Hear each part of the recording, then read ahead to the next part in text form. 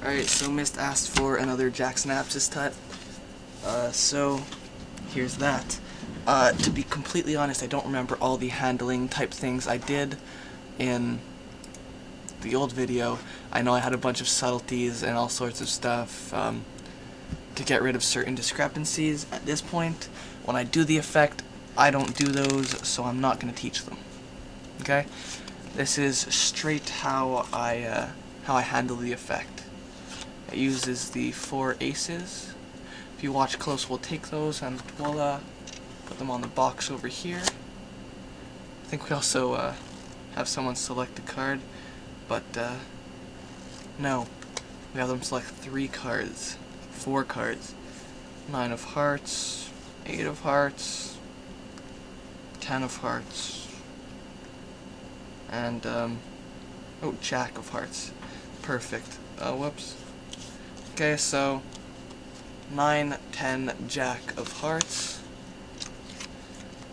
They are all, of course, completely normal, backs and fronts. I'm going to try something cool with them. I'm going to turn them over, and one by one, I'm going to place them right into the middle of the deck. They're actually going to be facing the opposite ways than the rest of the cards, okay?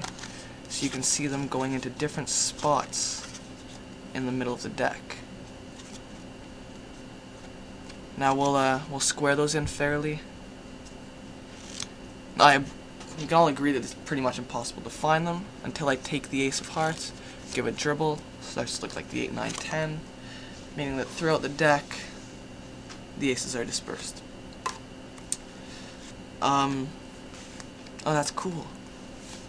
I just realized something I'll explain later as I go through the tour. So that's what the effect basically looks like. Let's do this. You've got your 4 aces, order doesn't matter, and you're going to get a break under 4 cards, okay? You could get a break under 3, it depends on how you do your at-fist move.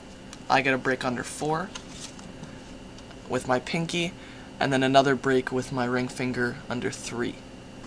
Okay, it's just going to be held for a second, so you don't have to worry about that. And you can do this in a casual action of spreading. Pinky break under 4, as you square you get the other break. It's up to you. So you're going to put the aces here, and you're going to do an at-fist move, dropping that 4th card on top. So you square, and you do your at-fist move. Okay? However you handle your at-fist move. Okay? For those of you who don't know the at-fist, which I hope you do. That break under 3, plus 1, you strip off your 4 cards. Everything underneath that 4th card gets let go, so you've only got the ace plus 3 here. Now I like to square at the top and then drag the box forwards. This just creates a nice illusion that the cards haven't come anywhere near the deck, and that there's no way that those aren't the aces anymore.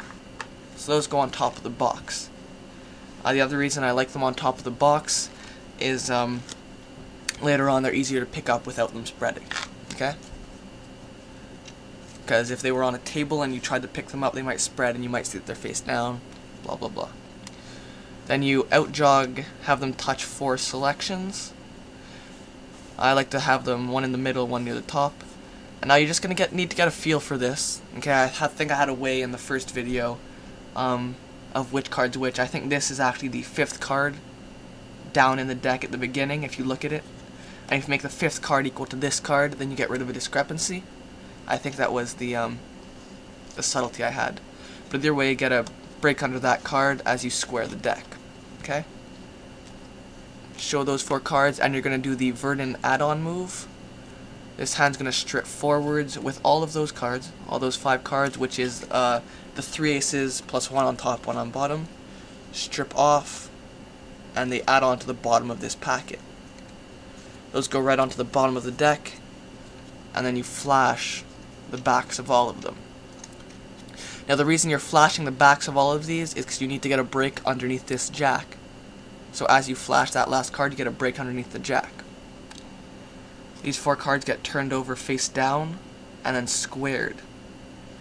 You're going to pick up everything underneath, above your break, as if it were one card. Okay?